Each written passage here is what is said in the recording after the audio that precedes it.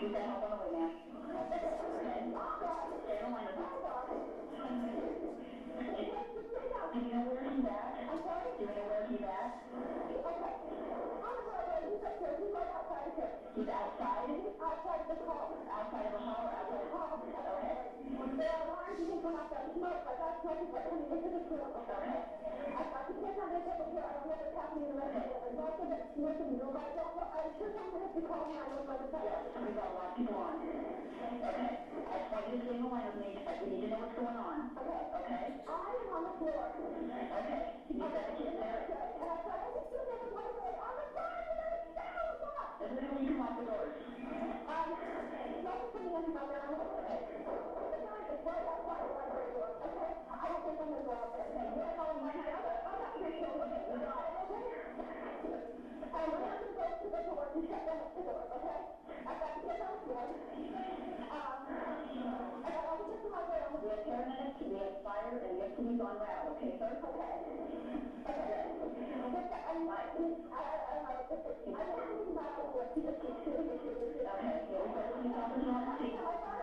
Okay, just try and keep the kids in the library calm. Is there any way you can lock the door so no one can get in? I do not. Okay. I guess I can try to go, but anyway, he's right outside. That's why I'm going to go to the bed. Okay. That's what we do. I'm not going to get it. Okay. That's okay. And all the kids on the floor, I told them the kids, all the children on the floor in the pool.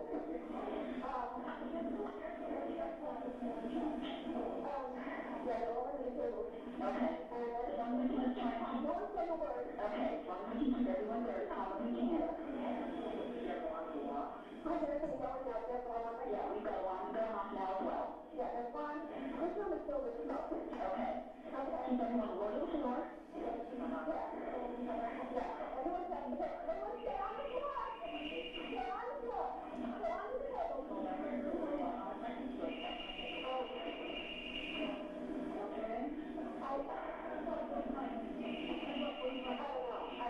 Okay, I don't know. I didn't. I said, what did I pick up? He was outside at the time. I don't know how it was. And he was trying to, like, yeah, woo! I know. The thing that everybody shut up. I did not know who the student was. I don't know. I saw him with his friends laugh. It was very large. He was out there. It looked like he was playing out. He was coming to my bed. What is that? I was like, wait a minute. The guy got the 12-minute video production. Never knew he was right. And he was like, well, that's not, you know, a place out of it. And I was going out there and said no. I was like, oh my God, that was a place that was great. Okay.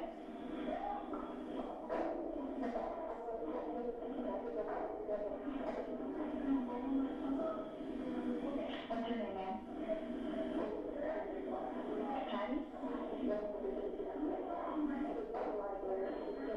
Okay, we're also being videotaped. So our presenters today are from the Dutchess County Sheriff's Office, Arthur Hart, and Yana Heath from the Medical Reserve Corps. We'll also have several assistants here from the Medical Reserve Corps to help you with the Stop the Bleed hands-on portion.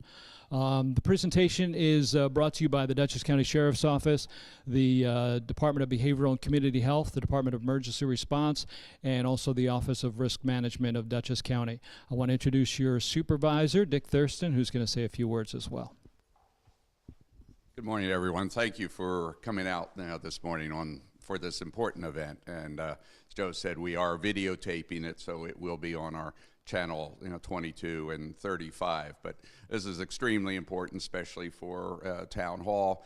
Thanks to Butch Anderson and the Sheriff's Department and for Art setting this up. Have been very supportive of our efforts here in the town of Wappinger, so I really appreciate them taking a Saturday morning, and especially appreciate you all taking a Saturday morning.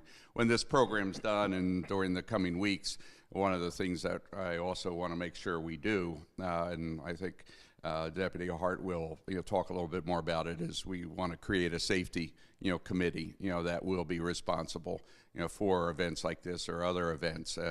Also, we have been authorized by the board to enhance our communication within Town Hall, so as to help us better protect against these sorts of incidents. The Stop the Bleed is extremely important, as you'll hear, because I forget the percentages, but a large number of injuries that occur, as a result of these, and of course other events, including, like with Steve Frazier for Building and Grounds, somebody's injured, with some of the equipment, that program and with tourniquets and so forth can really save a lot of lives if administered, quickly, promptly, and correctly. So I'll turn it over to Art, if you would, please. Thank you. Morning, folks. This mic working okay? Great. I'm going to stay out of the way, so I kind of wander around. Those that you don't know me, I'm Deputy Hart with the Sheriff's Office for Dutchess County.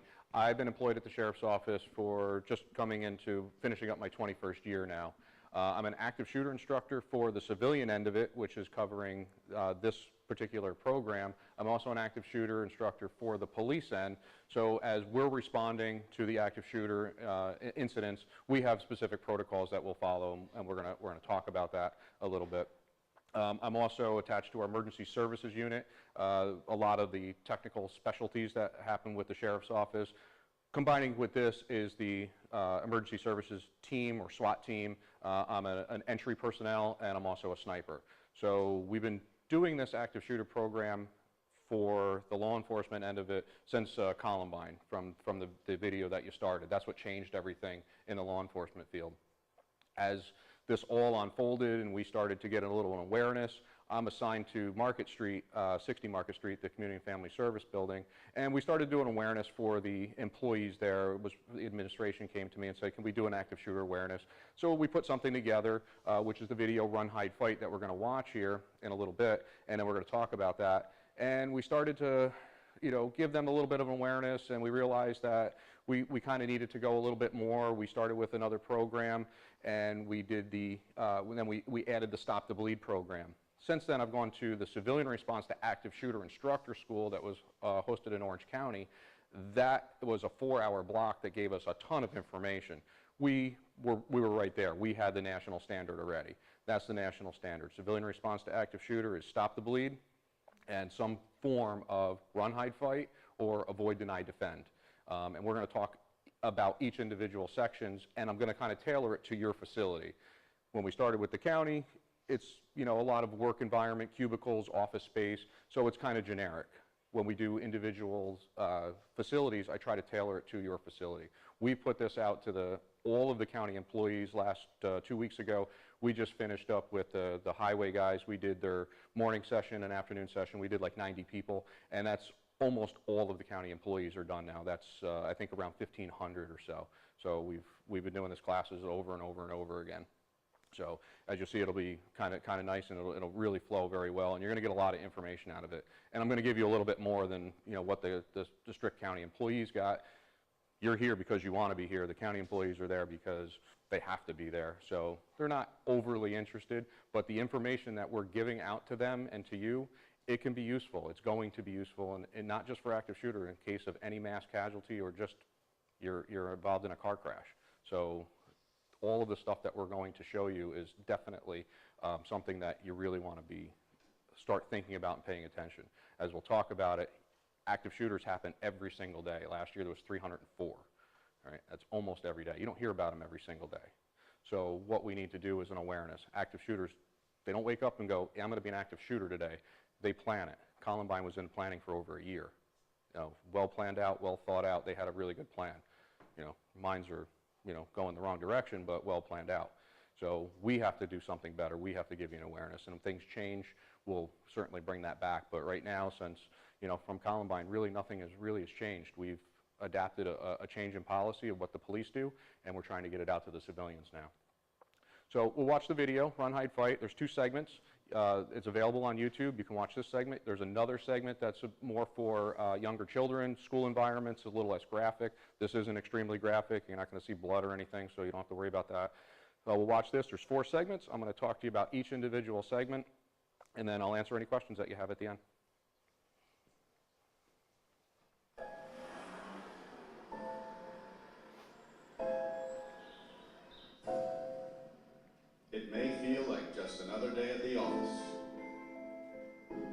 but occasionally, life feels more like an action movie than reality. The authorities are working hard to protect you and to protect our public spaces.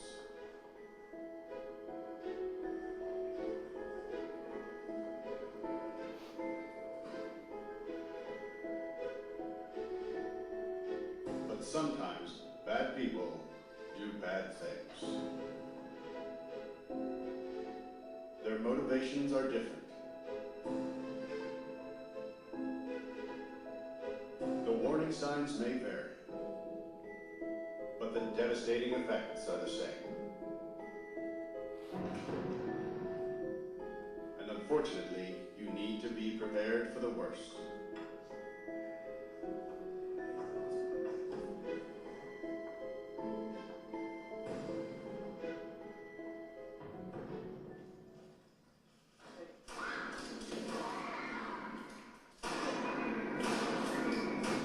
If you were ever to find yourself in the middle of an active shooter event, your survival may depend on whether or not you have a plan. The plan doesn't have to be complicated. There are 3 things you could do that make a difference.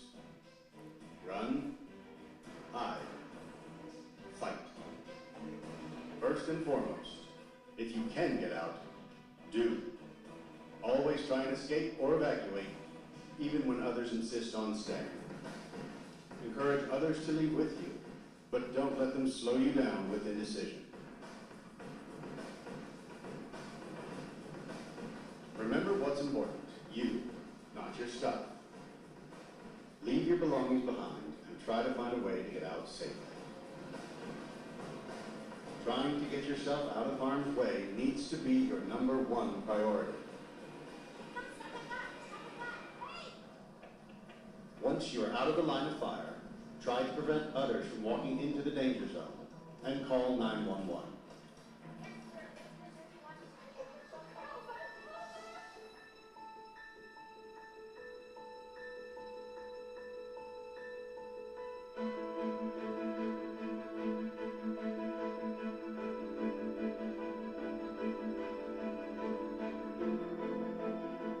If you can't get out safely, you need to find a place to hide.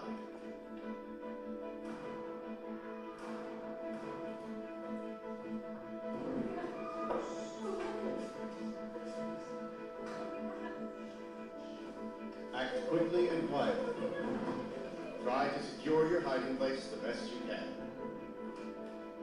Turn out lights, and if possible, remember to lock doors. Silence your ringer and vibration mode on your cell phone. And if you can't find a safe room or closet, try to conceal yourself behind large objects that may protect you. Do your best to remain quiet and calm.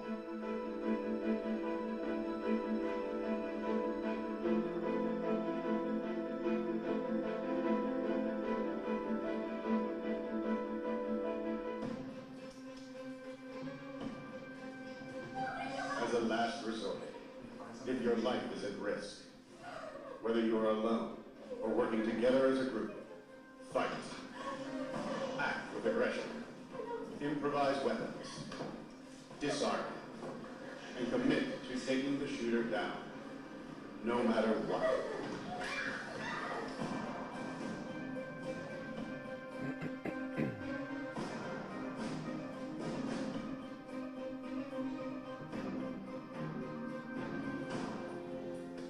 Try to be aware of your environment. Always have an exit plan. Know that in an incident like this, victims are generally chosen randomly. The event is unpredictable and may evolve quickly. The first responders on the scene are not there to evacuate or tend to the injured. They are well trained and are there to stop the shooter.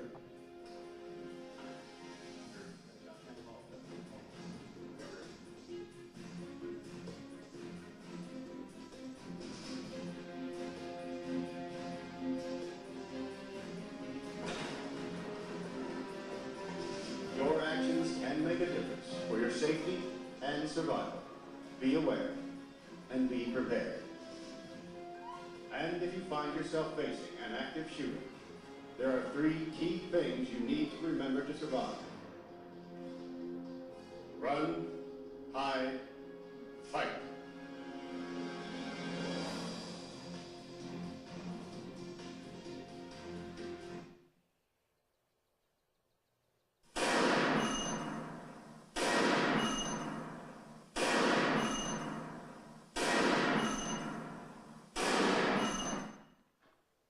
If you hear gunfire, don't deny it's gunfire. Start thinking about it. You have to start thinking in a completely different mindset now. And we know that this wasn't what you planned to sign up for. The police do it. We think about it. We're going to active shooter events. That's part of our job.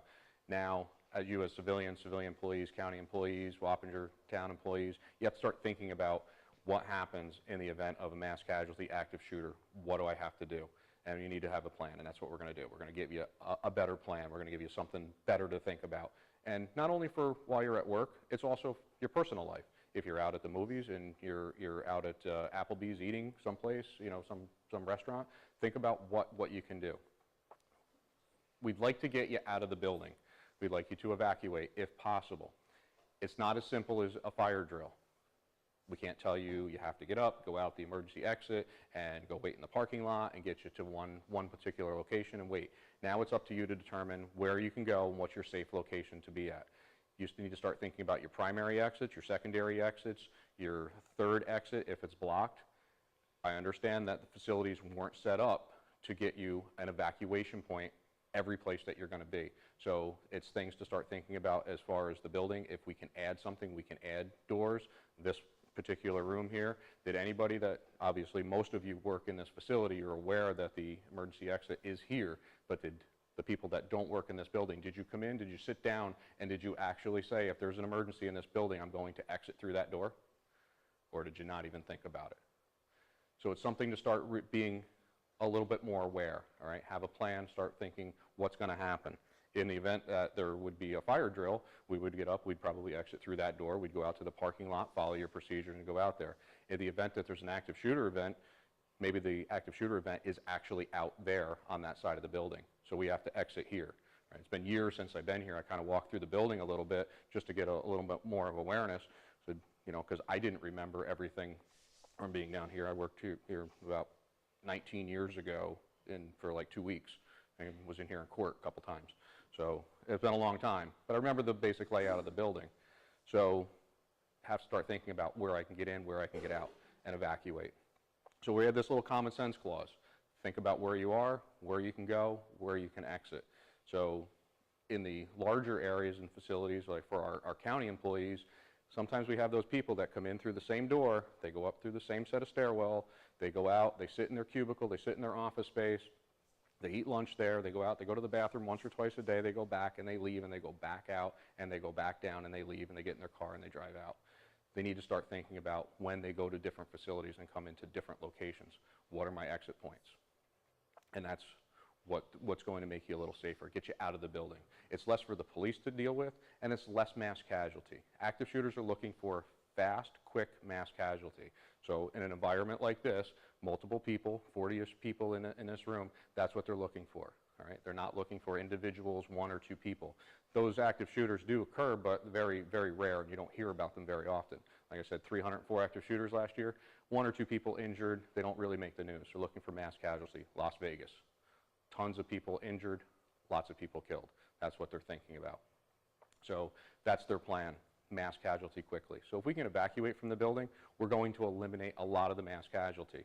There's always going to be some. It's never going to be zero. All right, we're hoping we can get to that point, but I don't think it's ever going to be there. There's always going to be some mass casualty. So as you're evacuating, call 911. We don't assign one person to call 911. We don't want that to be the one person's job. He was out sick today, he's out at a conference, he's doing something else, and he doesn't call 911. So everybody calls 911. When I say everybody, if you end up 4 or 5 people evacuating and you're in a group, one person in that group can call 911. Emergency response, they have 21 trunk lines. They will not be able to handle the amount of calls that will come in with an active shooter event. They will get very limited information. They will not be able to take all the calls from this many alone, the people that are in here, if everybody called 911. So if you don't get through right away, realize they're aware of what's going on. Still try, still let them know if you can get the call in there, and give them whatever information you might have. We're looking for pertinent information that you might have. If you can't call 911, 911 has the availability to text them. You put text the 911 in the top box where you put your contact, put 911, and then send whatever information you have, and they can read that on their screen, just like in the old instant messenger. They can actually see what that is. So if you have to, you can text 911 also. If it jumps to another county, most of the adjoining counties have 911 texting availability as well. I think Columbia County is the only one still working on it. And from here, obviously not going to jump there. But if it went across the river, it would come back over here and they'd realize it. And the 911 dispatchers would realize that it's not going to be my jurisdiction. They'd send it over to Dutchess County anyway. So call 911, give them the information. What are we looking for? We're looking for location of the shooter, last known location, what the shooter's wearing, is it a male or female, and what kind of gun do they have. And it doesn't have to be specific. You can just give me little gun, small gun, big gun, long gun, shotgun, rifle, pistol. Anything like that, we'll have an idea. We want to be more prepared. We're coming with better firepower than them, hopefully, but we'd like to know what they have. You know, big bag of guns carrying, like the guy in the video, big bag. When we talk about active shooter, we use it as a generic term. It doesn't have to be shootings, all right? Gun is the weapon of choice. It's very easy to get. You can store a lot in a bag. You can have a lot of extra magazines. You can have a lot of extra ammunition with you. You can reload quickly, and you can cause casualties very quickly. There's been active shooter events that have occurred with machetes. I'm sure, you know, a ton of different weapons that are you know, out there. I know there's just been regular stabbings. It could just be as simple as explosive devices. It could be cars running over people in a parking lot. So any type of weapon that you can think about could be considered mass casualty / active shooter. So start thinking about all of the ideas that are out there and the potential weapons that could be used out there as well. If you can't get out of the building for any reason, hiding is a possibility, but we kind of take hiding and we kind of put it on the back burner. There's not a lot of places to hide. In this room, there's no place to hide. There's a closet in the back. I don't know if the door locks. I didn't actually check that one. But you maybe get a few people in there. When we talk about hiding, we want to be hidden. We want to be locked in. We want to be out of the way. That's not hiding. All right, underneath the desk, just being here is not hiding. If you had an area that you had to be underneath a desk or kind of out of the way, try not to be visible. As you saw in the video, the active shooter was walking around. If you can lock your door and you can be locked in place, the active shooter's probably not going to try to breach or break into that door. It takes a lot of work to breach and break into doors. Now, this is a public facility. It's open to the public. You have to be aware that everything can't be locked. The people that work here, you have to deal with the public. So we can't be in that, I'm going to open up the big vault, I'm going to hand you your paper, and then I'm going to close the vault back up. We're dealing with people. We're going to have to continue to deal with people. So just be aware of where you work, what we might be able to do to make your facility a little bit safer in your area. If you work as the receptionist, your greeter, or secretary, think about, if I'm here, do I have an exit point, or am I locked in? Am I working back here, and we're having a meeting tonight? Are all the 6 or 8 people locked in back there? Absolutely. They have no place to go unless any of those emergency windows can open. And I know we just talked about your facility, and some of the windows that used to open don't open. Some of it's for building codes, I'm sure. Some of it's just regular changes. So your safety team, when it comes into play, start thinking about, for back here, maybe that can be an egress window, something that can open and somebody can get out that way. Or we're going to talk about safety kits that you might be able to put up here, trauma kits, window punches, that type of thing, put into place. So hiding is always kind of on the back burner. It's not really the best option, and we realize that in most facilities. There's not a lot of places to hide. Everybody's familiar with the Pulse nightclub, the Orlando shooting, right? With the Pulse nightclub, there was 980-some people in that building. We went to the debrief with that, and most of it's classified, but what I can tell you is, from that, there were people that were huddled together on the dance floor with locked arms. They did nothing. They were lambs for slaughter. They did absolutely nothing. So hiding is not being out in the middle of nowhere land, just huddled together, locked on the dance floor, or in the bathroom hiding in the bathroom, that's something that they couldn't lock. They put themselves in positions that they had no other alternative. So they became casualties. Would there have been casualties there? Absolutely. There certainly would have been casualties, just because of the amount of people, similar to Las Vegas. But they could have limited the casualties. Could they have done something to fight back? Could they have done something? 900 and some people, one well-trained, well-armed individual, could they have done something to stop that? Yeah, I'm going to go with yes. They definitely could have. You put a group of people together, subdue that person, and start thinking about fighting back. What can you do to fight back? What do you have every day to fight back with? If you're working in an office environment, what are some tools that you might have that you can fight back with? Chairs, stapler, scissors, monitor, keyboard, telephone, cables, the decorative baseball bat that's hanging on the wall, signed by the Yankees, your golf club sitting in the corner. There's a lot of stuff that you can actually start thinking about and what you can do and what you can fight back with. But you got to have a plan. You got to think about what I'm going to do, what I'm going to fight back with. We just talked about the last 2 classes with DPW. Those are, construction guys basically are out there on the road. They got shovels, wrenches, 2x4s, hammers, axes. They got a lot of weapons that they can use. We're in a facility that's, office environment. We don't have a lot of weapons that we can use and we can fight back with. So we're looking for something that we need to be able to get to relatively quickly, a small little weapon. Scissors might be your good weapon of choice. You have to have that plan, and you have to be able to do it over and over again. So if scissors go in your right top drawer, make sure when you're finished with them, that's where they go.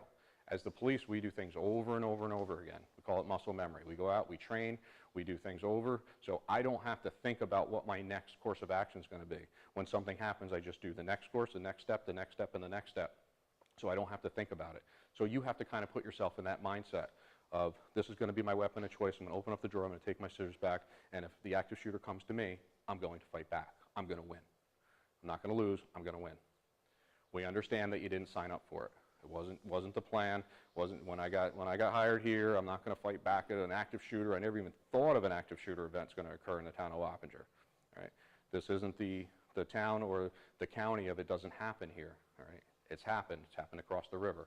All right, we have them here. It's going to happen more here, so we have to plan for it. Hopefully, it never happens in the town of Wappinger. Hopefully, it never happens in this building. But we have to plan that it's going to. If we plan it's going to, then maybe it won't.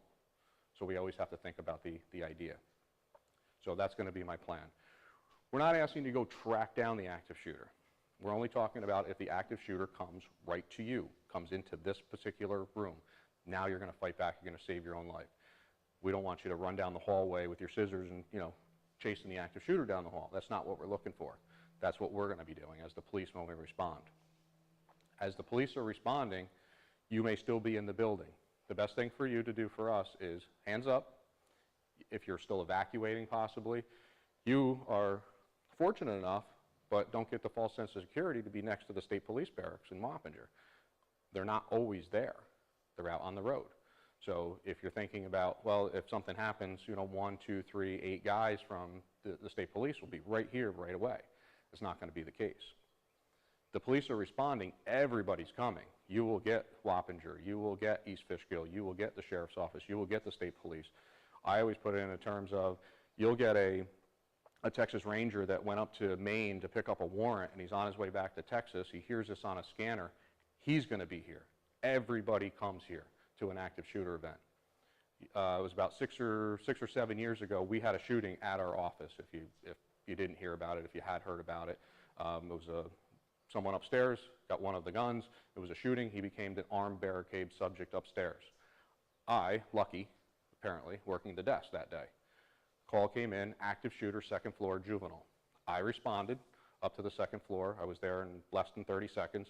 By the time I got from the 1st floor to the 2nd floor, that became no longer an active shooter event, became an armed barricade subject. He was just locked in a room. He had a gun, but no one in there, no hostages. He was just locked in. He couldn't get out with that type of scenario. So lucky me, I'm there, so we hold off and we're now waiting, and it changed that whole dynamic. We finished the whole scenario. I'm in the building for, 5, 6 hours. We're now done. We pack up all our stuff. We go back downstairs. I walked out of the building and I went, oh my God, There were so many people in the street, officers, corrections officers, jails. There was an FBI agent geared up that was in a meeting in one of our downstairs rooms in the facility. He's geared up, got his patrol rifle. There were people up on the roof. And I said, where did all these people come from? And it's just every agency that was in Dutchess County responded, and they were there. There had to be 300 or 400 people outside. You know, and our team of 16 was working inside. You know, and you walk out and you're like, wow, that's a lot of people. There's a lot of stuff that has to be done with mass casualty active shooter events. So we actually want all those people as we're actually, as we're working. So you're going to see a lot of people. Everybody's coming. You're going to get a wide variety of police coming. You're going to get the tactical teams that are geared up. You're going to get the patrolmen that are coming in and geared up. Follow directions. Hands up, nothing in your hands. Take what you need to get out. If you have an area you need keys, you need a badge, swipe card to get in or out, take that with you so you can get from your facility and you can get out. My building, you walk into the stairwell, you need your badge to get back out of the stairwell. You get stuck in the stairwell. So this facility, not going to really be that much of an issue, but think about if there's any doors that are locked. So take that. Realizing that the police are not here to help you yet. We understand that you're looking for help. You may latch on to us. We're going to push you off to the side. Every 3 to 5 minutes, someone's bleeding out in an active shooter event. Every gunfire, someone is dying in an active shooter event. So we're here to stop that active shooter. So our goal is to come into whatever facility from the point of egress to the point where the active shooter is to eliminate that threat. The faster we eliminate that threat, the more lives we save. Adding this to stop the bleed, it's something that you can start working on and helping yourself at that particular time. So that's why we're talking about these kits. We'll talk a little bit more in depth about them. It's stuff that you can do. We may be walking in, handing you something as we're moving. Put this on, and it won't be the first time you've touched these kits. You've touched a tourniquet or a pressure bandage. When I talked about being an active shooter instructor, we also, with the Civilian Response to Active Shooter for CRAZE, also went to an AIR program. That was the law enforcement response to active shooter, which gets you incident command inside the facility, outside the facility, start incorporating fire and EMS. And we knew that that was coming. We started this a couple years ago when we did our active shooter event at the Arthur S. May School. We realized that the tactical medics need to start coming in. They need to start working closer in this warm zone. They're willing to do that. It's going to be a pretty good feat to get that done because we have a lot of volunteer fire departments, and they're not really interested in being a big part of that. The tactical medics, they're willing to come in. They already have gear, and they're all set. They're ready to go. So we know that that's something that's going to happen. And we're incorporating that in our training, and we're getting up to that point. The town of Poughkeepsie's already started. The city has already started as well. So all the local agencies are all on board. So as we're doing that, they're going to be coming in. They're going to be working. So, and they're going to be bringing a bunch of stuff. So it'll be kits that will be coming in. So if you happen to be in the room with the active shooter when it occurs, as the police are responding and they make entry into that room, remember it's going to be quick, it's going to be fast, it's going to be dynamic, it's going to be scary. Listen to what the police say when you're in the room. If there's this many people, obviously we carry a couple pairs of handcuffs. Everybody can't get handcuffed. If there's 1 or 2 people, don't be offended if we handcuff everybody in the room and then sort it out later. We'll take them off. You don't have to wear them forever. You can't take them home either. You know, we have to take them back. But we'll figure out who's who. We don't know who anyone is when we respond to an active shooter event. So even in my building, I've been there for almost 5 years now, and there's not a day that goes by where I see somebody else walking through that building, and I'm like, who is that? And it's like, oh, so-and-so, they work up in Medicaid, and they just get hired? No, 25 years they've been here. I'm like, how does that happen? I just don't pass them. You know, it's a big building. It's 4 floors. You know, we have our areas. They come in a different area. I just never pass some people. And it's almost every single day. You know, it's kind of scary, you know, when you think about it, how many people are in the building and you don't know who they are. So we don't know who you are responding to this location or any other location. So we want you to listen to what's going on. At that point, if you're in the room, like I said, it's going to be scary, it's going to be dynamic. We're going to go in and we're going to eliminate that threat, all right? Active shooters use deadly physical force. That's what the police do. We go in, we use deadly physical force to stop that threat. If you're in that particular room, We'll have you do something. We'll have you go to the side. Same thing. Hands up for us. We know that you're safe. Just listen to us, and we will give you direction. We'll tell you what to do. If you have medical training and you're in that particular room and you want to start helping someone, you want to work on somebody, let us know that you are a medic, an EMT, whatever the case may be, or you're willing to help direct pressure on somebody, or yourself, for example. That's what we're looking for. We can let you help other people. We'll let you do that. If you're working on somebody and you're in there, we'll realize that's what's going to happen. Or as we get into the room, when we talk about these kits, I might come into the room, I'll grab a tourniquet, I'll be working on the active shooter, I'll toss you my tourniquet and say, put it on. So it'll be something that you can be aware of at that point, and it won't be the first time you've actually put it on. We realize you might not have, I don't remember exactly, but now I can be doing 2 or 3 things at the same time. I can be controlling other people in the room, controlling the bad guy, and I can be talking you through putting the tourniquet on. Okay, put it on your arm, pull it tight, pull it tighter, tighter. I know it hurts, pull it tighter, wrap it around. Now the little stick, turn it again. All right, still bleeding, turn it again. And I can talk you through it while I'm doing something else. And then this way you can start saving your own lives. And again, not just for mass casualty, we'll talk about it, it could be for a car crash. Bad laceration in a car crash, put a tourniquet on, save your own life. I've been going up to Tupper Lake riding club, gun club, for probably 18 years now. I was guilty as anybody else. I never actually brought a trauma kit up there. I'm like, I can do direct pressure, pressure points, I can stop the bleeding, I've got extra training through emergency services, I'll be fine. Started thinking about it after we really put this program together and started thinking about how am I going to get from 17 acres in the woods with an ATV actually back out to the road, and it's 17,000 acres and it's a 7-mile ride. How am I going to actually do that? Trying to hold direct pressure on me here, here, and here, and then drive my ATV all at the same time. Not going to happen. So now I put a whole trauma kit together and I bring it with me. All right, it's always in the trailer, it's always in my truck, wherever we're going. So if something happens, a car crash, I have it with me. Something happens when we're actually out riding, I have it with me. So it's always a good possibility. These kits are available, you can make your own, you can do stop the bleeds. We'll talk about getting something obviously for your facility if you don't already have it. Amazon, tourniquet, $20 or about $30, $35, somewhere in there. So all the stuff is available, you can get it. You can go to the store, make your own kit, or just buy a big trauma kit. So all that stuff is available. So at the end of the day, this is a big, huge crime scene for the police. We'd prefer that you didn't help us.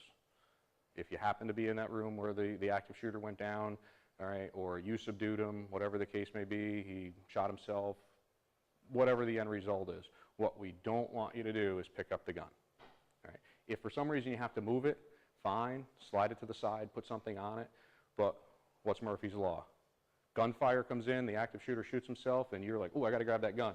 And you pick it up, and you're standing here, and there's the dead body. What's going to happen when the police come through the door? It's going to be a bad day. All right. Remember what we're there for. We're there to stop a threat. We don't know who you are. You're the person standing over a dead body with a gun. And we just heard a gunshot, seconds before as we make entry into the room. This isn't drop the gun, put your hands up, drop the gun kind of scenario. This is eliminate that active shooter threat. The majority of active shooters occur in some sort of commerce. So that's the disgruntled employees coming back, shooting up their facility, their building. So is it a good chance it's one of the employees? Absolutely, it's a high probability, not just a stranger coming back into the facility. So it's always something to think about. So where does it start and stop as far as the law goes? We're going to simplify it, make it real easy for you. Active shooters, they are using deadly physical force against a human being and other human beings in the area. You are allowed to use deadly physical force to stop that threat. All right? You can use that force plus a little bit more, stop that threat. So as the active shooter is shooting people, you are allowed to use deadly physical force to stop the threat. If he is reloading a gun or reloading magazines with ammunition and he starts to leave and walk out of your room, his intent is to go kill more people, right? In other areas, other rooms. You are still authorized to use deadly physical force if he's not actively shooting the gun. You can stop him. Where does it stop? He gives up, he drops the gun, he runs out of ammunition. Now he no longer has the capability of actively committing deadly physical force against another person. You can still subdue him, hold him down until the police come here, but that's where deadly physical force stops for you as a civilian or us as the police. Okay, is that clear? Pretty straightforward, and that's not getting wrapped into law. Deadly physical force, you can use deadly physical force. You have to have that intent. Pretty straightforward. So for your facilities, why don't we put metal detectors in, and that'll stop it, right?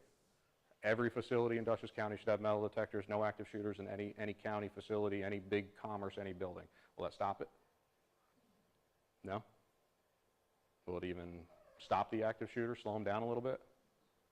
No. Where's the active shooter going to start? Right at the metal detectors. Who runs the metal detectors? The police, court officers, security guards, armed people. Any of us are working the metal detectors. We're the ones that are the biggest threat to an active shooter, right? Because we can go there and we can kind of turn it into that, we're going to stop you right here. So he's looking to eliminate us. We also have the availability, if it's a building that has some sort of swipe card, we also have the availability to get usually any place in the building.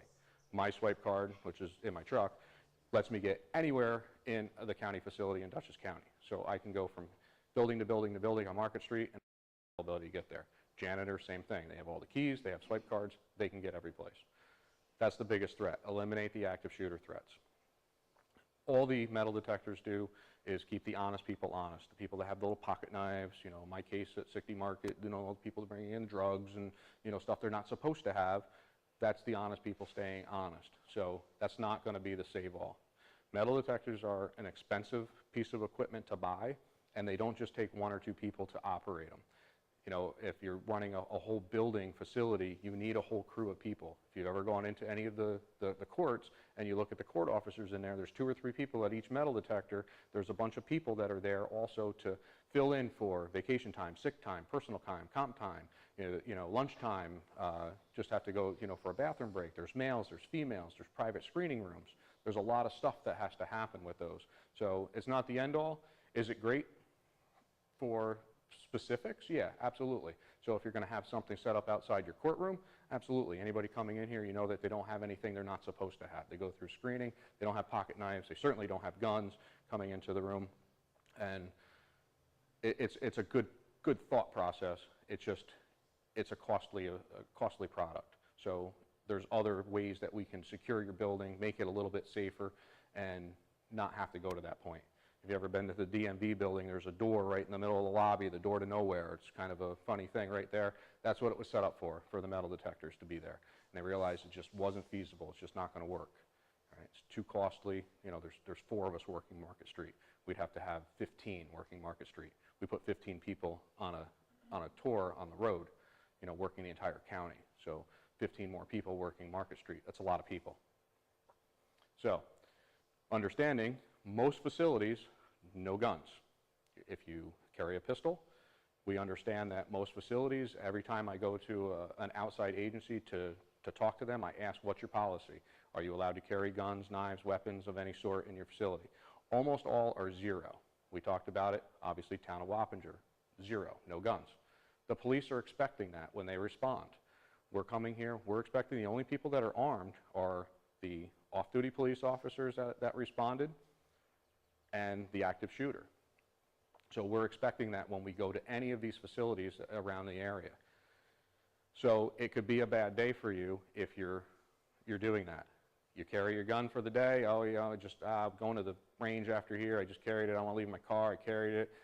I'm just going to try to get through with, you know, the day. I have my gun. Active shooter event occurs that day. Murphy's Law. You draw your gun out. You shoot an active shooter, and you're again standing over that dead body as the police respond. It's going to be another bad day.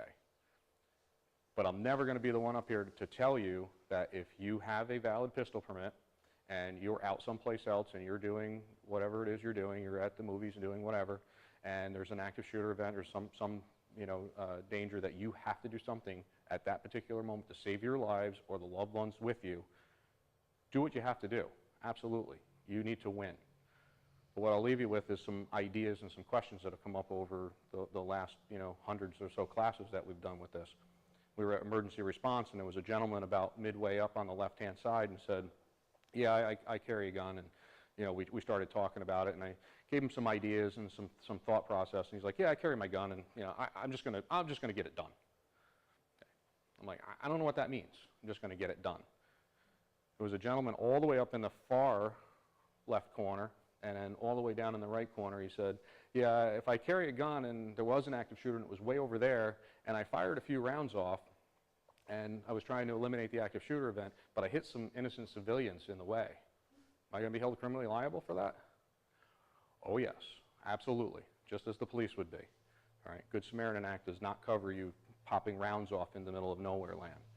So what I left them with is some thoughts. You carry a gun, fine. How do you carry it?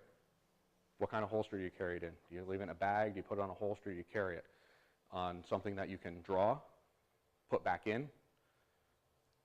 Do I practice with it? Do I train with it a lot? Do I practice drawing from the holster? Do I practice shooting at a target? Do I shoot at moving targets? Do I put myself under stress conditions to shoot? And am I willing to engage in a deadly physical force encounter with another human being? So those are some things to think about as you go forward, and you may have a pistol permit, you may carry a gun. I have no problem with that whatsoever. You just have to be aware of where you are in your training, how well you shoot. If you're a decent shooter, you put yourself under stress conditions, you're going to be a moderate shooter. If you're a moderate shooter and you put yourself again under stress, you're going to be a below average shooter. As the police, when we do things and we talk about doing it over and over again, we practice drawing and shooting. We practice shooting moving targets. We put ourselves in bad weather, inclement weather. We put ourselves under stress conditions, under time, we use practice training rounds where people are shooting back at you. You know, that's the best and the closest we can get to, you know, getting into the real gunfight without actually using real guns. And we put ourselves under those stress conditions. So you see, as you do it, and as we teach people, that where you are is drastically going to drop. So it's something to think about. If you've been there and you have a gun, say, yeah, I'm pretty good with it. Think about your training. Maybe bump up your training, get yourself a little bit more. The biggest thing you have to be aware of, if that was the situation, you need to get that gun away as quickly as possible. Eliminate that threat, reholster it, put it down, get it out of your hands. We don't know who you are still at that point. So you don't want to be hanging onto your gun, you know, as you eliminate an active shooter event. And you have to be concerned with, as you're moving around, the Hudson Valley Mall incident was originally one shooter. We had plainclothes officers dressed similar to this. This is a dress-down training uniform. And if you look at the video of who might be walking around, I really don't look much different than the guy in the video, except I'm a little bigger than he was. Well, I usually get a big laugh out of that one. Yeah. So, but you have to be realistic. So I have a little emblem here, a little badge here. All right, it's not a lot. We have specific plainclothes encounters that we talk about with our off-duty plainclothes, civil, detectives, as they're responding. I would be responding like this. I'd want to throw on my big sheriff's, you know, big fluorescent green vest if I'm going to an active shooter. This is nothing. All right, you're never going to see this, and as soon as I put my hands up walking around with my gun, this is gone. So we talk about it. We do a lot of different things as plainclothes encounters. So it's just something to think about. And again, we won't know if you're on duty, off duty, plainclothes, civilian. So we really want to be careful when we do things like that. And then the training is the big thing. That's the big questions. Other questions? Great question. I was just watching the screen there. If there's an active shooter with a gun in hand, if you shoot them in the back, is that still okay? Mm-hmm. Yep. You don't have to be face to face. You can shoot people in the back. It's not like, you know, the law of the West where, you know, I got to wait till he turns around. If he's walking away from me and his intent is to go kill someone else, absolutely. If you're standing in a hallway and say somebody walks in the building carrying a backpack or a bag, and you just have a bad feeling, you got to confront that person. You're going to get out of there. Don't confront him. Call the police and say, I got something kind of weird, unless you have somebody here, a security guard, something along that line, and say, I have something that's odd, you know, see something, say something. Backpack, weird, warm weather, long jacket, those kind of things. call them, just get the police coming anyway. Say, you know, it might not be an emergency, but this guy walked in and he had this backpack full of stuff, and you know, I don't know. It's weird. There's no reason for him to be bringing it into this facility. That type of stuff. You know, Market Street, I have homeless people coming in. They roll in with suitcases. You know, it's really a tough call. But you know, do I sit there and start watching them and go, a little more heightened awareness? Yeah, absolutely.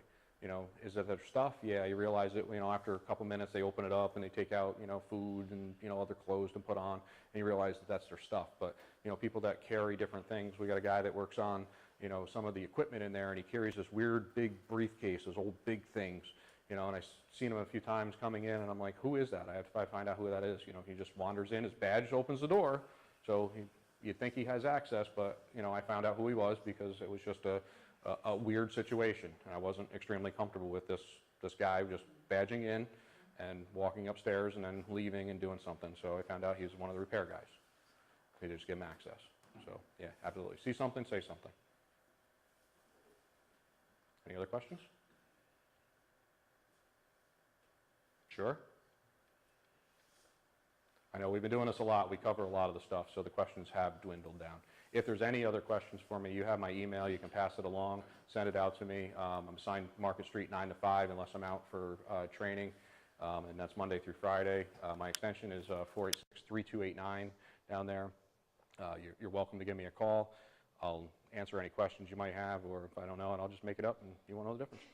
So, no, I'll be happy to answer any questions that you have for this. And if you have any other further questions about the facility and working about the kits and that type of stuff, certainly give me a call and I'll be happy to pass whatever I have along to you.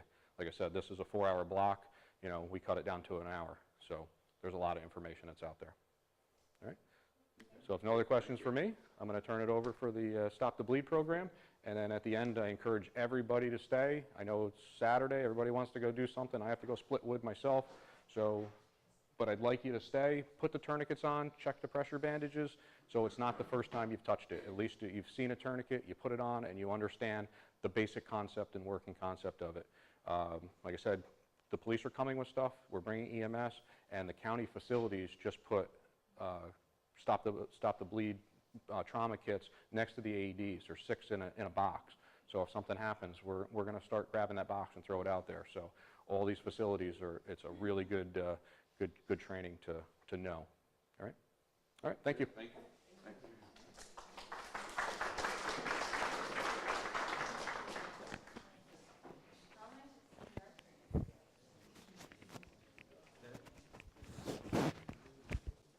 All right, good morning, everybody. Soon to be afternoon to everybody. I am a member of the MRC, which is the Medical Reserve Corps here in the Hudson Valley. And even though I'm medical, we do have a lot of people that help us that are non-medical. So I do have some helpers here today that I do want to introduce. We have Eric, and we have Pam, we have Bev, and we have Shonday that'll be helping with the hands-on. Thank you. That'll be helping with the hands-on portion. So I do, just like Art said, I do encourage everybody to come up and at least put the tourniquets on. Please don't put them around your neck or your coworker's neck. That doesn't work very well. But yes, please try to put them on. Not try, but do put them on, as well as some of the legs and little wounds we have here, the packing part that we're going to talk about. So Stop the Bleed. What we have found that Stop the Bleed, most people that get injured bleed, right? They bleed. And if we can stop the bleeding, we can save their life or make their life a whole lot better. So just so you are aware, some of the images in here are pretty graphic, not like Art's. We do have blood in ours, so just be aware of that. So why would you need this training? Well, obviously, with the Arts program, it's the active shooter, yes. Mass casualty injuries that happen with guns and this, that, and the other. But what I like to tell you is this is something that shows of the actively caring part that we possess. if you get injured at home, if your child, if your neighbor, if, you know, you have to think about all the things that can happen. You come up on a car wreck. This program, this instruction, this training can help you tremendously out in everyday life. Vacation, ball games, just about anything you can think of. So that's why we need to have this. Well, that's why you guys are here today, to get this training. Number one part of all injuries, illnesses is yourself. Please, please ensure your own safety. Do not make yourself another victim. Okay? So if you, for instance, if you come up on a car wreck and the car is on fire, and you know that there's someone in there, but the car's on fire, don't put yourself in danger, because you're just going to become another casualty. If the car is smoking, there's always a chance you can get the person out of the car, yes. But if there's an active fire, please don't do that. Don't run into a burning building, okay? Because you make yourself another patient, someone else that needs to be taken care of. Then we were trying to talk about the ABCs of bleeding. Number, A is always call 911 and to be alert. B is for the bleeding. We want to find out where that bleeding injury is. We want to do something about that. And then C is compress. We're going to go through all this. Always use the least amount of force as possible. In other words, if you could stop the bleeding by just putting your hands on it and holding pressure, if you could stop the bleeding by elevating it, those are the things you need to do first. A tourniquet is the last effort. So don't automatically put a tourniquet on. We want to use that if nothing else works. If your child falls off their bicycle and scrapes their knee and they have bleeding from their knee, we're not going to just automatically put a tourniquet on, right? That's not something we do. Now, I've been teaching first aid, CPR for a lot of years. My oldest is 42, and she was 6 months old when I taught my first class. So I've been doing this for a long, long time. And we used to do tourniquets. And then they went out because of injuries and potential loss of limb. Now they're back because they found that they do save lives. So, it's really important that we do put them on properly and we don't take them off, which I'll go over here in a little bit. So, again, you must make sure you are safe. If you become injured, you're not going to be able to help the victim, or probably not be able to help yourself. Initiate care if the scene is safe for you to do so. Make sure you have a safe scene. That's what this is all about. Make sure that the scene is safe. And always protect yourself from any type of bloodborne pathogens, any puke, poop, anything that you might get yourself into. So that's why I have gloves right here in my pocket. We carry gloves everywhere we go. All right. So let's talk about the A. I don't think that anybody doesn't know this. We all know 911. We all know that we need to call 911, or we all know that we need to get somebody to call 911 for us. It never fails. This is when my phone battery is dead, is when I need to make an important phone call. 911 is probably one of those. So make sure you get EMS or 911 called immediately and get them on their way. All right, B. So we need to find out where the bleeding is. We know the difference between arterial bleed and venous bleed, right? We have veins, we have arteries. We know that if we have an arterial bleed, every time the heart pumps, that blood's going to spurt. It's like that fountain that just spurts, okay? If it is a venous bleed, it's just a continuous stream of bleeding, but it does not spurt at all. And then you have subcutaneous bleeding, which is like falling off your bicycle, scraping your knee, and you've got that little bit of spots of blood there, but it doesn't really continuously flow. So those are really the three. Which one's the worst? The arterial bleed, right. And if it is a large artery that's been lacerated or injured, you can bleed out pretty quick. So that's why we're doing this. That's why we want everybody to know how to stop that bleed. Which one would be the hardest bleeding to stop? Arterial bleed. Yes, that's correct.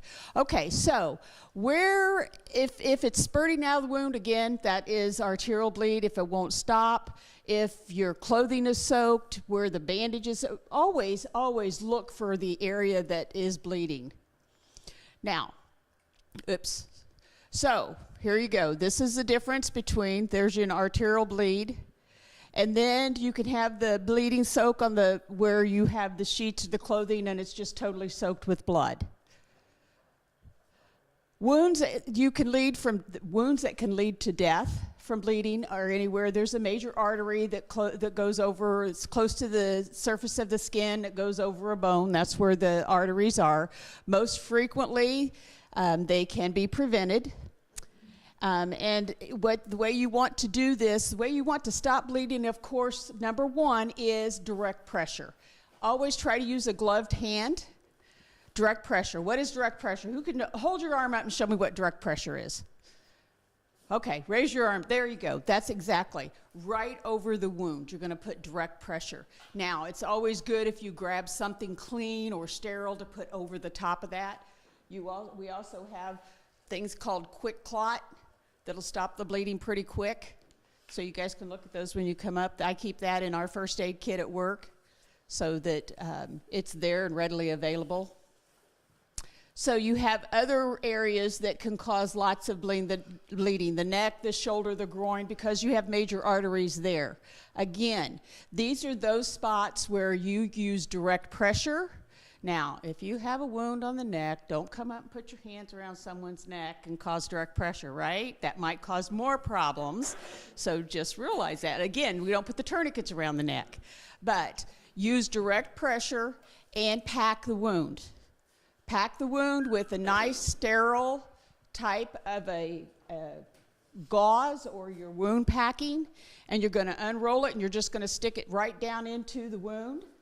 If we have a wound here, okay, to get it to stop bleeding, we're just going to pack that right down in there, and that will help stop the bleeding. So far, it hasn't stopped. So what's our next option? Well, before I go to that, we're going to talk about, these are some of the wounds that can obviously cause death. When you get into the torso where the main organs are, the heart, the lungs, the liver, the kidneys, these are things that there's really nothing that we can do to stop the bleeding. So rapid transport is what needs to be done for these patients. They need to be taken to an ER just as quickly as possible. So we're going to compress to stop the bleeding, right? We're ensuring our safety. We're going to look for that life-threatening bleed, and then we're going to find, do we have a first aid kit? That's always good. Anyone have a first aid kit in their car? How many of you? Good for you. Good for you. I encourage everybody to have just a basic first aid kit, because inevitably you're somewhere and someone needs a Band-Aid, someone needs a splinter removed, someone needs some tube gauze. So I always encourage you to do that. I carry a small one in my purse as well. So anyway, so where is the trauma kit? Where's the first aid kit in this building? In the kitchen. Is that the only one that we know of? Okay, that's the only one. All right, and great. Now, does everybody know that? Okay, so that's always something good when you have a meeting or pass an email around, is let everybody know where the first aid kit is, and what else do we need to know where it is? The AED. Do you have an AED? And where is it at? In the hall? Okay. All right, so always know where the closest first aid kit is and the AED, because that's what you'll need. You'll need the first aid kit to be able to stop this bleeding, right? What happens if you can't get to it real quick and you don't know where it is? What can you use? Anybody? What could you use? Clothing.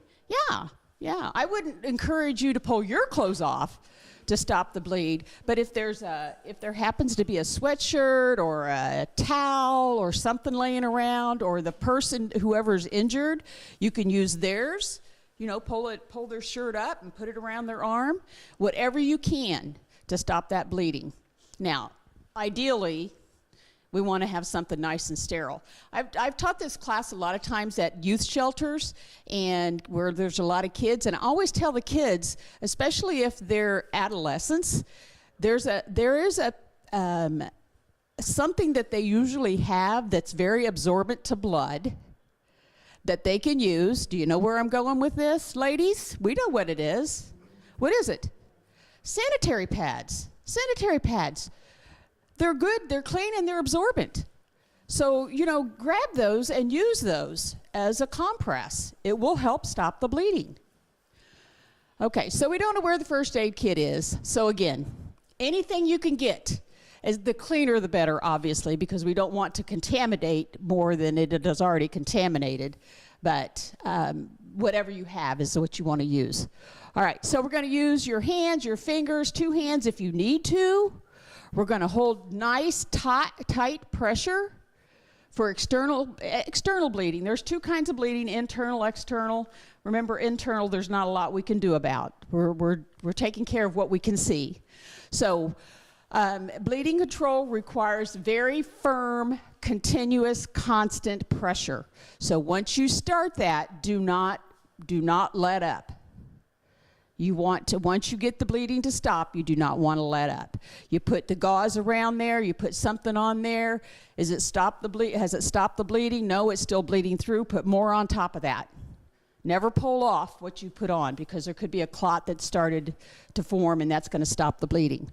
So do not release the pressure to check the wound. Sometimes we want to do that. We want to release it to see if it stopped, and that's not the right thing to do. We want to just keep holding pressure.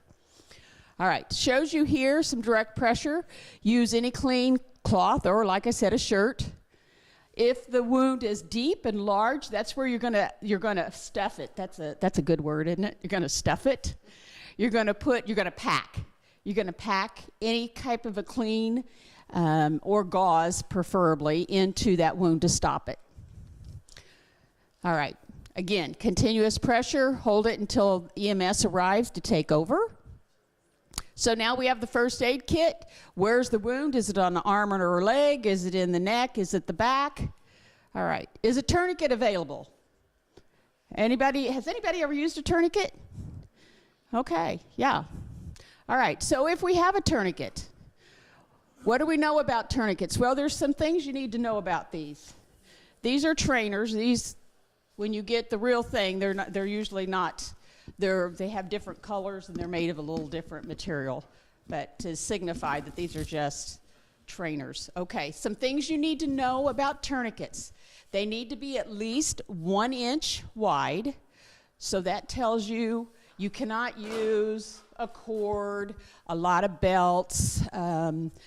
What else do people use? Wire, shoestrings. Those are not appropriate. It has to be at least 1 inch wide.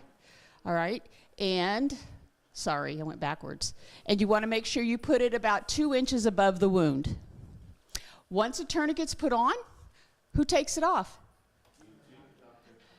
Once they get in the ER, the physician will take them off. We do not ever take them off. Do not ever release them. Once you put them on, you leave them in place. All right? It is a life threat. This is for that bleeding that will not stop with direct pressure or elevation or anything else we've done. It will not stop.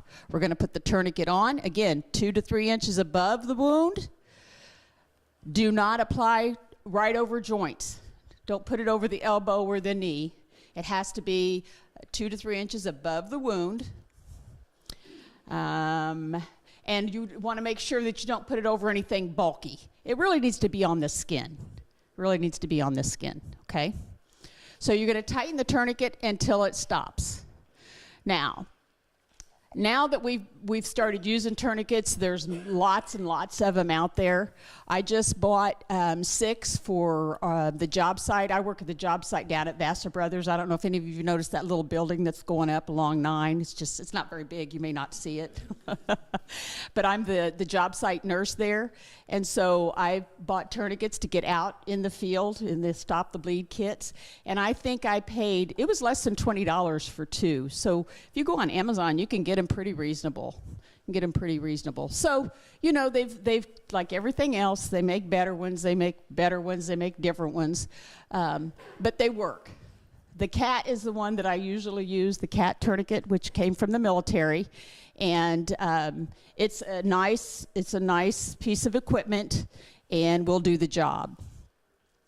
So, as you look at the parts of the tourniquet, you have the windlass clip. On these are all the same. The windlass clip, you have the strap. Now Important thing about these straps is it says on it, can you read it? Time. It's important that you put the time that you apply this tourniquet, because that will tell the ER doc, the surgeon, how long that tourniquet's been on. There's a certain amount of time they want to try to get that off. Once the fluids have been replaced, the blood has been replaced, that they can get that on, or they can take it off, I'm sorry. And then there is your strap that goes around. This is all Velcro. What would we do without Velcro, right? Okay. They're easy to use. They're easy to put on. I need a volunteer to come on up. Eric, you want to come up too? Both of you guys, come on up. Okay, so I'm going to give you the tourniquet, and we're going to scoot on over here. And you're going to put it on Eric. We're going to just demonstrate here. Eric has a bleed on his forearm right here. So you want to slip his hand right through there. Okay.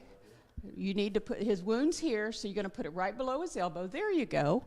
And then pull that Velcro on around. On around. There you go. Now, we're not going to tighten this. We're just going to pretend, right? It goes up. Okay, so we'll say it's really, really tight. We've got it Velcroed here. Then we're going to use our windlass, and we're going to tighten it down even more. Turn this. Can everybody see here? You're going to turn this, and it goes into the clip. Okay, pull your strip back off there. It will go into your clip here, and then you put there you go. It clips in there. You put that across, and there you are. That's exactly what you need to do with that. Obviously, it would be tight to stop bleeding, all right? So that's quick. It's quick. It's easy. Anybody can do it. So we're going to practice that here in just a minute. So, again, you want to make sure it's on there good and snug. Thank you very much. Thanks, Vanna and Vanna Jr. Okay, so you want to make sure that you're putting the tourniquet on so it stops the bleeding, right? So you're just going to tighten it down until it stops. All right. You're going to adhere it just like we put it around. You're going to twist the windlass rod. You're going to put it right into the clip. Put the rest of your strip over there. And put your label across it, and make sure you put the time that you put it on. The patient's ready for transport. That's all there is to that. Now, points to remember. Tourniquets are safe. They can save lives. They do save lives. But you have to be willing to step up and take that chance or take that opportunity to help someone. If the bleeding does not stop with one tourniquet, when you put it on as tight as you can, if you have a second tourniquet, put the second one on. There's not been any amputations caused by a tourniquet that was left in place for fewer than 2 hours. So that's kind of where we were with the reason they pulled the tourniquets out. You know, they kind of lost their level there. They were kind of taken off the market because there was some issues of training, actually. People just were not putting them on and using them appropriately. So now that we know what to do, we know that we can use a tourniquet to save someone's life, right? Okay. Yep, they hurt. And you're going to have the patient complain that they do hurt. That's part of it. But you got to encourage them and let them know that you're trying to help them. That's why we're putting it on. You're trying to help them. You need to explain that. Pain does not mean you put the tourniquet on incorrectly. Know that. It doesn't mean that you put it on wrong. It is going to hurt. And it doesn't mean that you should take it off. Once you put it on, never ever take it off. Scream and holler and call you everything in the world. Do not take it off. Just keep calm. Let them know that you're trying to help them. You're trying to save their life. And once the paramedics get there, they'll give them something for pain. So, some common mistakes. Not using a tourniquet or waiting too long. That's not what we want. We want to jump right in there. If we can't get the bleeding stopped, we want to jump in there and put the tourniquets on. Not making the tourniquet tight enough so they're still bleeding. It's a common mistake. Not using a second one if needed. I can't tell you any time that I've ever seen anyone come into the ER. I worked in the ER for 20 years, and not anyone came in with 2 tourniquets on. One usually does it. One will usually do it. And another common mistake is loosening it. We used to think that we were supposed to loosen it every so often. We do not loosen it. Do not. And again, do not remove it. Only the surgeon, the ER physician, once you've turned your care over to the care of that patient over to them, they will take it off. Anybody have any questions about tourniquets? Everybody feel like they can use a tourniquet? Yes, you can use a tourniquet. Every single one of you. Yes. Yes. Yes, absolutely. The very same way. The very same way. All right. What happens if you don't have a tourniquet available? Well, we're going to keep packing. We're going to use whatever we have that we can use. Again, if you do not have a commercial tourniquet, you cannot use anything that is, smaller than an inch and a half that you can stabilize. It's really, really hard to get. People want to use a belt, but I can tell you it's very hard to put a belt and get it strapped where it doesn't loosen up and slip out. So just be aware of that. We have, in a controlled area, we've used blood pressure cuffs. Now, there's a problem with that too, because after a while, the pressure, it loses its, starts going down, whether you want it to. Even if you have it tight, it will start losing its pressure. So just be aware of that. Just if it doesn't work, just keep using gauze, keep using direct pressure, and that's the best thing you can do for that. Yes? If you don't have a tourniquet and you have nothing else, I mean, would you find any type of cloth, a rubber cloth around it and pulling it tight? Would anything help slow it? Yes, absolutely. Does anyone know what a cravat is? Anybody in here EMS? It's been an EMS for a while. A cravat is a non-stretching gauze that we always used for a sling. Now they have these nice commercialized slings, but it used to be the triangular bandage that we used for slings, and it is non-stretchable, and we use those a lot of times. Non-stretchable, but I do not want to encourage you to use something that you couldn't get tight enough to stop it. I would never hesitate putting that type of apparatus, a cravat, around there, because most gauze stretches, so it can't be just a gauze. And we've taught people to use the cravat with like a screwdriver to tighten it up, but there's no real good way. You have to hold that screwdriver. There's no real good way of tightening it where it doesn't loosen.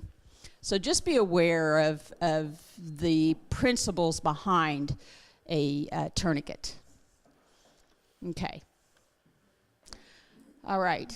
So we do have the gauze. We have the quick clot. There's all kinds of materials out there for bleeding control, for clot, to help form a clot. So you can get a little bit of anything, and I mean, they look just like a roll of gauze when you pull them out of there, and it's impregnated with a material with chemicals to help the clotting process. So it'll show you here. You need to expose the wound. Notice they do have gloves on, and you want to find the most active source of the bleeding, and that's where you're going to pack the wound, packing into that area. And we've got some samples here that you can use. So you're going to pack the wound with either the clot, quick clot, a gauze, a clean cloth, and you're going to stuff it right into that wound. Right into the wound. Please don't pick up a dirty napkin off the ground and stuff into a wound, okay? Again, we're talking as clean as, and don't use paper at all, because paper, it's separates, you end up with pieces in there. So you really do need to use some type of a clean cloth or gauze, something that's made to use for stopping bleeding. And again, as you can see, you want to stuff it all the way down into the base of the wound, not just across the top. You need to get it down into the wound. That's the reason we use gloved hands, is because we'll stick our fingers right down into that wound. And you're going to quickly apply and hold pressure right over that. If the initial dressing, again, does not stop the bleeding, you want to just put more on top of it. Reapply it, more on top of it. Do not remove it. Don't pull it back out of the wound once you've put it in there. Okay, everybody in here feel like they can do that? I can tell you in an emergency situation, you would do it. You could do it, yes. All right, so talk about children. Eric was talking about children. Again, you don't want to, if you have a small child or an infant and the tourniquet is way too big for them, we're not going to put that on them, obviously. We're going to just use direct pressure. If you have a child that's got a wound that's bleeding, actively bleeding, you're probably going to have a hard time catching them and holding them still, let alone trying to put a tourniquet on them. So direct pressure is the best way to do with these little ones. Just grab a hold of their arm or their leg, wherever that wound is, and just kind of hold them to you to stop the bleeding with that. For large, deep wounds, wound packing can be performed in children just as adults, if you can get them to hold still long enough to get that done. All right. Once you're done, or if you have been exposed to any, and I tell you, even if you have gloves on, once you take those gloves off, be sure that you're using good hand hygiene. Nice, soapy water. Sing happy birthday to yourself twice. That's about 20 seconds, which is what you should do when you wash your hands, good clean hands, about 20 seconds. And to remove everything, whether it's just blood, puke, poop, anything you might have on your hands, to make sure that you get your hands cleaned. If you have been exposed, if you have a cut on your hand or your finger, or a hangnail even, and you did not have gloves on, be sure that you are following through with that. Be sure that you're letting somebody know that you might have been exposed. Yes? A puncture wound, like being impaled on something. Mm-hmm. Do you want to leave it, if you can leave it in, you leave it in? Absolutely, absolutely. If you have any type of an impaled object, no matter where it is, well, I say that. There's always an exception. If it's in the neck and they're not breathing, if it's impeding their breathing, then you need to do something with that. But if it's, they run a pencil, a screwdriver, a nail, a splinter, no matter what it is, you need to leave that impaled object in place, and you need to bandage around it to stabilize it and transport them that way. Because if it happens to have hit an artery or a vein when it went through, it's stopping that. There's no open area for that bleed for that area to be bleeding. So if you pull it out, now you've just pulled the plug out of the dam, and it's going to start. So yes. Oh, and it's hard sometimes. We had a tornado in our area, and we had a guy that came in with a fence post. They transported him with a fence post, and we sent him to surgery with that fence post still in place. So, sometimes it's really strange. You don't think that that's the right thing to do, but it is. It is the right thing to do. Leave it in place. Any other questions on that? Okay. All right, again, just to go over, be sure that you have a safe scene. Keep yourself, I can't stress that enough, please do not get yourself in any scenario that you might become a victim as well, or a patient. I hate to say victim, a patient, an injured person, okay? Keep yourself safe. Be sure, A is for alert and to call 911. B is for bleeding. Find out where they're bleeding. Where are they bleeding, and what can we do? C, compress. What is it we need to do to get this bleeding to stop? Is it nothing more than a little bit of compression and a gauze? Is that going to stop it, or are we going to have to pack it? Or are we going to have to use a tourniquet? Always start with the compression first, hands on first, and use your tourniquet, and your packing is last. All right. Anybody have any question? The only thing more tragic than a death is a death that could have been prevented. And that is something that we can all, that's why we're here. We can all learn how to do that. So with that, I'm going to ask you guys to come on up. We've got 2 areas here. I've got lots of helpers. Thank you guys very much for, everybody's time to wake up. Thank you guys very much for your time.